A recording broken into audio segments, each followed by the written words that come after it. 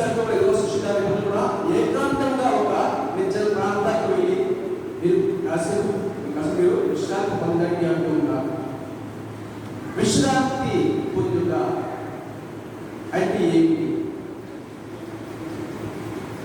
విశ్రాంతి పొందుట అంటే ఏంటి?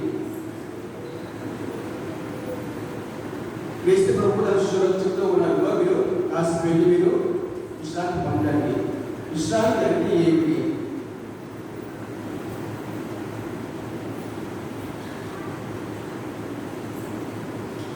విశ్రాంతి 3 రకాలుగా మనకి గోచరిస్తూ ఉంటుంది, కనిపిస్తూ ఉంటుంది. మొదటిగా శారీరక విశ్రాంతి, రెండవ క్రీస్తునందు విశ్రాంతి, మూడవదిగా శాశ్వత విశ్రాంతి. మొట్టమొదటి శారీరక విశ్రాంతి దేనికి పుట్టది? మన రోజంతా కూడా పని చేసి కలిసిపోయినప్పుడు కాస్త రెస్ట్ తీసుకుంటూ ఉంటాం. తిరిగి ఆ బల మనకు వస్తూ ఆ సంతోషంగా తిరిగి మనం పని కొనసాగిస్తూ ఉంటాం. అది శారీరక విశ్రాంతి. మరి నిత్య విశ్రాంతి చనిపోయిన వారికి వస్తూ ఉంటారు. నిత్య విశ్రాంతి, శాశ్వత విశ్రాంతి. మరి క్రీస్తునందు విశ్రాంతి అంటే ఏమిటి? క్రీస్తునందు జీవించడం, క్రీస్తు యందు పొందే ఆ విశ్రాంతి. ఇటువంటి విశ్రాంతి పొందమనే, దేవుని యందు విశ్రాంతి పొందడం అనే చూసినట్టు కూడా ఆయన ఆహ్వానిస్తూ ఉన్నారు. అయితే మనం ఒక మాట గమనించుకోవాలి. ఇక్కడ ప్రభుత్వం ఉన్నారు ఏమని? మీరు ఏకాంత స్థలములకు వచ్చి కొంతలో విశ్రాంతి పొందుడు. ఏకాంత స్థలం దేని గుర్తు? ఆ మాట ఏం వస్తూ ఉంటుంది? ఏకాంత స్థలము బైబిల్ ఏం చేస్తుంది? ఏకాంత స్థలము ఒంటరితనం ప్రార్థన చేసుకోవాలి. ఒంటరిగా ఉండి నిశ్శబ్దంగా ఉండి ఏకాంతతో దేవుడు ప్రార్థన చేయాలి. ఏకాంత స్థలం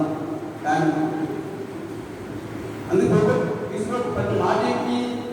ఏకాంత స్థలంలోకి వచ్చేట ఒంటరిగా మీరు వచ్చి కొంత విశ్రాంతి పొందుడు. ఎవరు పొందాలి విశ్రాంతి? పొందాలి మనం దేవుడితో పొందాలి విశ్రాంతి. దాంట్లో ఆహ్వానిస్తూ ఉన్నారు. రేపు మన రోజంతా ఎన్నో మాట వాళ్ళు కష్టపడి చేస్తూ ఉన్నారు. వచ్చి మీరు విశ్రాంతి పొందండి. అది ఈ మాటకు అర్థం ఏమిటి? దేవుని పరిచర్యలో చాలా మంది సేవకులు, గురువులు కావచ్చు, శుద్ధులు కావచ్చు, అందరూ కూడా విని దేవుని పరిచర్యలో కొనసాగుతూనే ఉన్నారు. వాళ్ళకి బిజీగా ఉంటూ ఉన్నారు. వాళ్ళందరికీ కూడా ప్రభుగా ఆపుని వెనక్కి ఆహ్వానిస్తూ ఉన్నారు. ఎందుకని తిరిగాక ఆ సేవ అక్కడ ఆపి వచ్చి మీరు దేవుళ్ళో ఆ బలాన్ని పొందండి. మీరు నిమగ్నము జీవించండి. దేవుడు ఏకాంతంగా ఉండండి. దేవుడికి బలాన్ని పొందుకోండి. తిరిగి వెళ్ళండి. ఈ పరిచర్యను కొనసాగించండి. అదే మాట అర్థం. అదే కొంచెం బోధిస్తూ ఉన్నారు. దేవుడి ప్రతి ఒక్కరు కూడా సేవకులు కావచ్చు, సేవలు కావచ్చు అని చెప్పి మాట ఒకటే ఏంటి? ఈ పని అర్థంగా విశ్రాంతి ఉంచుకొని దేవుడి చదువుకోండి, దేవుడిని విశ్రాంతి పొందండి. తిరిగి ఆ శక్తిని పొందుకొని తిరిగి ఈ పరిచయంలో మీరు కొనసాగించండి అన్న భావంతో తీసి మాట్లాడుతూ ఉన్నాను. అదే మనం చూస్తూ ఉన్నాం.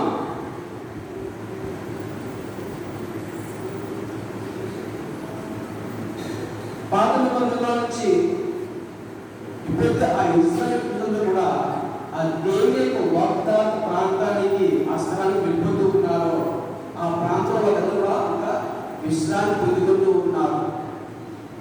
ఇందులో ఒక బానిసత్వంలో ఈజిప్ట్ దేశంలో బానిసత్వంలో జీవించారు. వాళ్ళకి తిండి గుడ్డ లేదు, ఇల్లు లేదు. ఒక బిక్కారు వాళ్ళు ఒక బానిసత్వం జీవించిన వారు దేవుడు వారికి ఆక్రాంతని విని వారికి వెలుపును చూసి వారందరినీ కూడా తిరిగి ఐదు దేశాన్ని తీసుకొస్తూ ఉన్నారు. అక్కడ వారు దేవుడి ప్రతి విధంగా వాళ్ళు విశ్రాంతి పొందుకుంటున్నారు. దీనికి అర్థమేమిటి? దేవుని జీవించిన వారు, దేవుని నిబంధన జీవించిన వాడు, దేవుని కోసమే జీవించిన వాడు దేవుడిలో శాంతి పొందుకుంటాడు. మనం గుర్తు చేస్తూ ఉంది. మనం చూస్తూ ఉన్నాం, మనకు తెలిసినా కూడా ఆమె చేతులు ప్రతిరోజు కూడా కొన్ని గంటలు పెట్టి ఆమె దేవుని కూర్చునేది. ఎందుకని తన పనిపాట్లలో తిరిగి ఆ సువార్త పరిచయంలో ముందుకు సాగాలి అంటే, ఆ దేవునికి సేవ ముందుకు సాగాలంటే శక్తి కావాలి.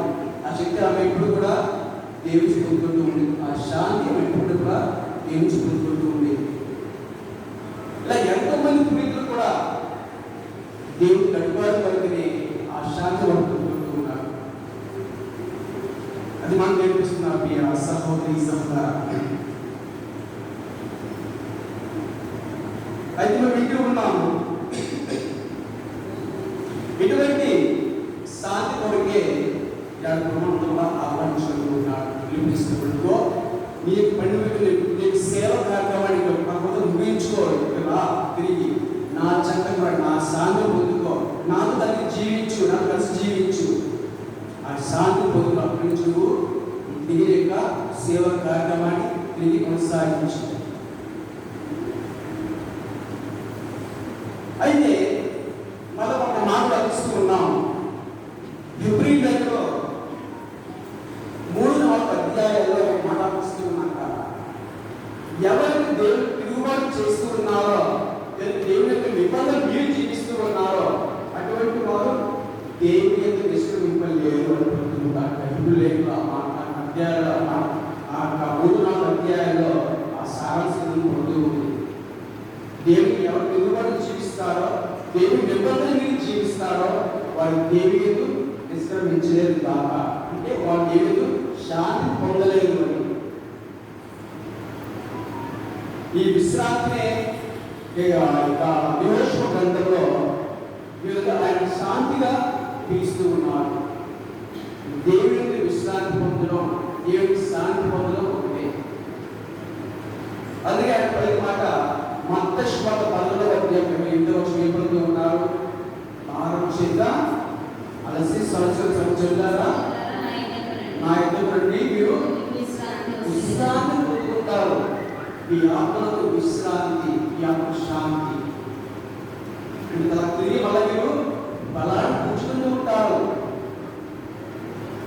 అది ఆ విధంగా కాపరిగా, ఒక గురువుగా, ఒక యాజకుడుగా, ఒక న్యాయాధిపతిగా, ఒక రాజుగా నీ ప్రజలకు అటువంటి శాంతిని నడిపించే విధంగా ఉండాలి. కానీ కొంతమంది కాపరులు, కొంతమంది యాజకులు ఆ విధంగా చేయడం మానేస్తున్నారు. తన ప్రజలకు ఏదో శాంతి పొందే విధంగా వారిని బోధ చేయడం లేదు. అటువంటి వారు ఎవరు? అటువంటి వారి ప్రతి ఏముంది దొరుకుతుంది చూస్తూ ఉన్నాం. 100 వర్షాలు కూడా ఈ గ్రంథం 23వ అధ్యాయం 1వ చేయబడుతుంది.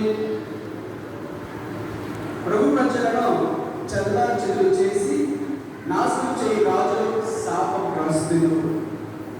ఇశ్రాయేలు దేవుడైన ప్రభువు తన ప్రజలను పరిపాలించి రాజుల గురించి ఇది చెప్పుచున్నాను. మీరు నా ప్రజల గురించి జాగ్రత్త వహింపరైతిరి, వారిని చెల్లచుకలు చేసి ఆవులను వెళ్ళగొట్టింది కనుక మీ దుష్కార్యలకు గాను నేను శిక్షించును. అటువంటి కాపలు, అటువంటి రాజులు, న్యాయాధిపతులు, అటువంటి గురువులు శాపగ్రస్తులు. ఎప్పుడైతే ఆ గురువుల మందను, ఆ ప్రజలను దేవుని చెంతకు, దేవుని శాంతి వాళ్ళు కూడా తీసుకురాకుండా ఉంటున్నారో, అటువంటి బోధన చేయకుండా ఉంటున్నారో అటువంటి వారి శాపగ్రస్తులు. ఒక గురువులుగా, ఒక యాజకులుగా, ఒక న్యాయాధిపతిగా నీ కర్తవ్యం ఏమిటి? నీ ప్రజలను ఎల్లప్పుడూ కూడా దేవుని చెంతకు తీసుకురావాలి. ఈ ప్రజలు కూడా ఇంకా పట్టణంలో ఆ రాజులు ఆ పని చేయడం మానేస్తున్నారు. అటువంటి వాళ్ళు శాపగ్రస్తులు. అది మన శుభ్రత మాట అర్పిస్తూ ఉన్నాము. ఇక్కడ కూడా చివరి వచనం మార్చువార్త 6వ అధ్యాయము 34వ వచనంలో యేసు పడవను దిగి జనసమూహమును చూచి కాపరి లేని గొర్రెల వలె ఉన్న వారిపై కనికరం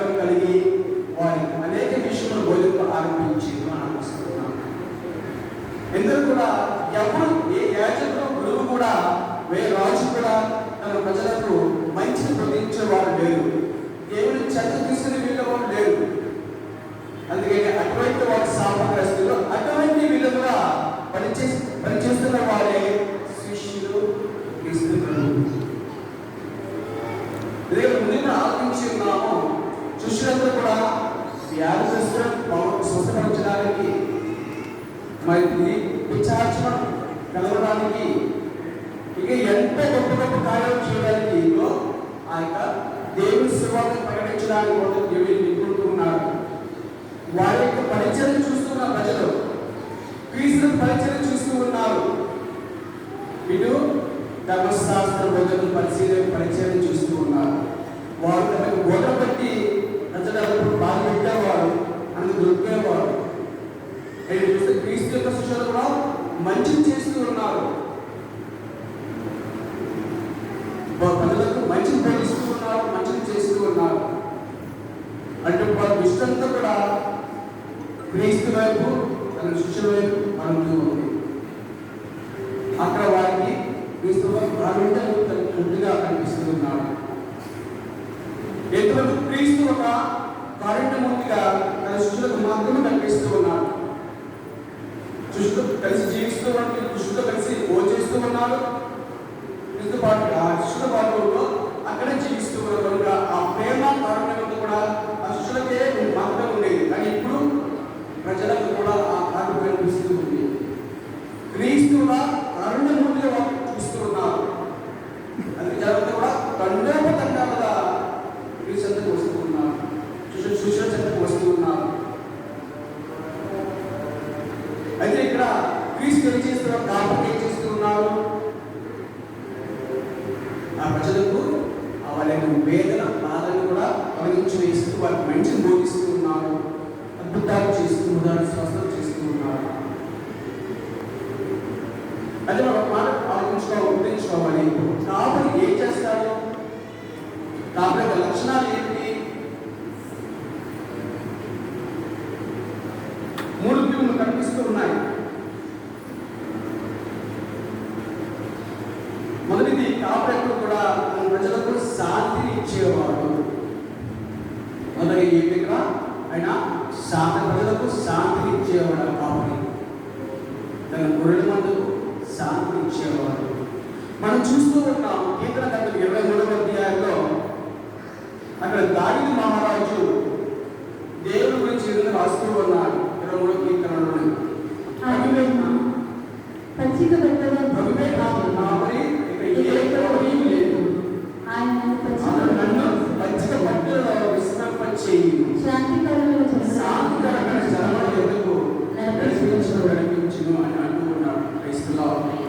Praise the Lord. Hallelujah. Hallelujah. Yeshua వందనం. సహోదరి సహోదరా, కాపరిగా తన గొర్రెల మందలన్నిటిని కూడా శాంతిని ఇచ్చేవాడు. ఇటువంటి కొత్త లేకుండా చేసేవాడు ఆ కాపరి. అటువంటి కారణం క్రీస్తులో కనిపిస్తూ ఉంది. ప్రజలందరూ కూడా గుంపులుగా ఆయన చెంతకు వస్తూ ఉన్నారు. కేవలం వారికి ఆవేదన అంతా కూడా మొట్టమొదటి చెంతకు వస్తే అంత వేదన బాధ అంతా కూడా మొట్టమొదటి ఉంది. మా జీవితం సంతోషంగా మారుతూ ఉన్నాయి, మా జీవితం శాంతి వస్తూ ఉంది. అదే కదా దావీదు గారు కూడా కీర్తనలో ప్రభు గురించి మాట్లాడుతూ ఉన్నారు. మరి రెండు మనం చూస్తూ ఉన్నాము. కాపాడాలంటూ కూడా తన గొర్రెల మందను కాపాడుకునేవాడు, సంరక్షించుకునేవాడు. ప్రతి ఒక్క ప్రమాదం నుంచి, అపాయం నుంచి కూడా కాపాడుకునేవాడు. తన గొర్రెల మందను ఊహించిన ప్రమాదంలో చిక్కున్నప్పుడు తన కాపాడుకుని కాపాడుకునేవాడు. మనం చూస్తూ ఉన్నాం. మార్క్స్ వార్త 12వ అధ్యాయంలో శిష్యులందరూ కూడా పంట పొలంలో వెళ్తూ ఉన్నారు. వాళ్ళు వెన్నులు ఆ యొక్క జొన్న వెన్నులు పిలిచి తను ప్రారంభించారు. పక్కన ధర్మశాస్త్ర బోధకులు పరిశీలించున్నారు. వారికి ఆ పని నచ్చలేదు. అది ఒక సాబాత్ రోజు, విశ్రాంతి దినము. ఎటువంటి పని చేయకూడదు, దేవుడు మాత్రమే ఆరాధించాలి. తన శిష్యులను వెళ్ళి ఆ యొక్క పొలంలో 2 దించులు తింటూ ఉన్నాడు.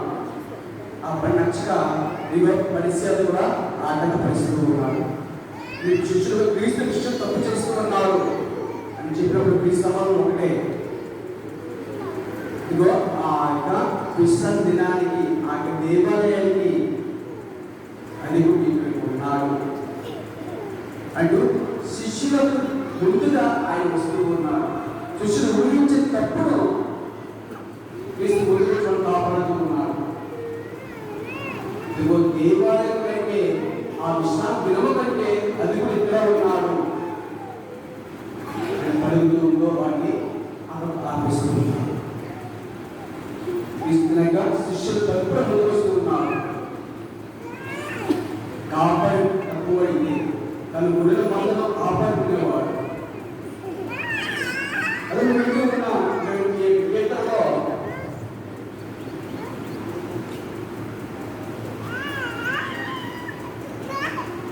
నాకు చేయబోతున్నదా ఇట్లా 23 వర్షం గాఢంగా ఇది పయనించినప్పుడు భయపడను. ఎందుకనా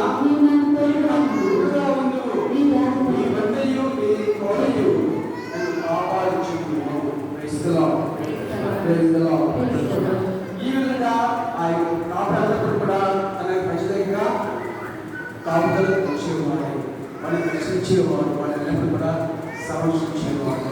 వాళ్ళు ఊహించని మానవ శిక్షణ కూడా వారి ముందుగా ముందు వచ్చి వాళ్ళు రక్షించేవాడు. కాబట్టి మరి మనం చూస్తూ ఉన్నాము, ఈ కాపుదలకు మందలకు కూడా పోషించేవాడు, తన మందకు కూడా పోషించేవాడు. ఆఖరి ప్రతి మనిషి కూడా ప్రాథమిక అవసరం. ప్రతి ఒక్కరు కూడా ఆటలు ఉంటారు. ఆటలు తీర్చుకోవడం ప్రభుత్వంగా ఉంటున్న విషయం. అయితే ఆమె ప్రభుత్వం చేస్తూ ఉన్నారు. ప్రభుత్వ స్వయాన ఆహారంగా మారుకుంటున్నారు. ఒక జీవనాన్ని ఆయన మారుకుంటున్నాడు. పాపం చేయడం మరణిస్తున్న వారందరినీ కూడా తిరిగి జీవిత లేపడానికి తనే ఒక ఆహారంగా మారిపోతున్నాడు. మనం వింటున్న యోహాను 6వ అధ్యాయంలో ఈ మాట్లాడుతుందో, పరలోకం నుంచి మీకోసం దిగి వచ్చిన ఆహారం నా శరీరమే. ఆ ఆహారం ఎటువంటిదంట? యోహాను 6వ అధ్యాయం 33వ వచనంలో ఆ మాట వస్తూ ఉన్నాయి. ఇక్కడ యోహాను 3వ అధ్యాయం 6వ అధ్యాయం 3వ వచనంలో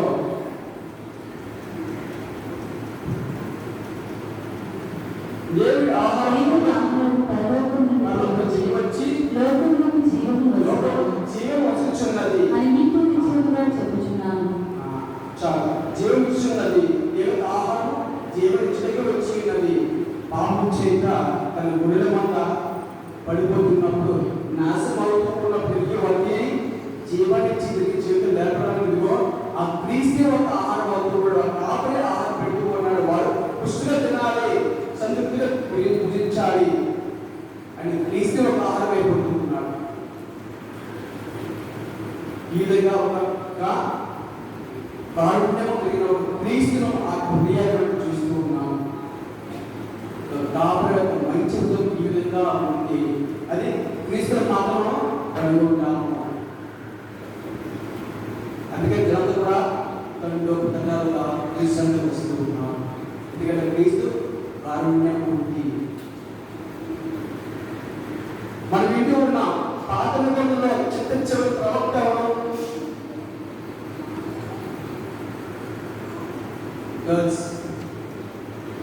పాత నిబంధనలో మన చివరి ప్రవక్త ఎవరు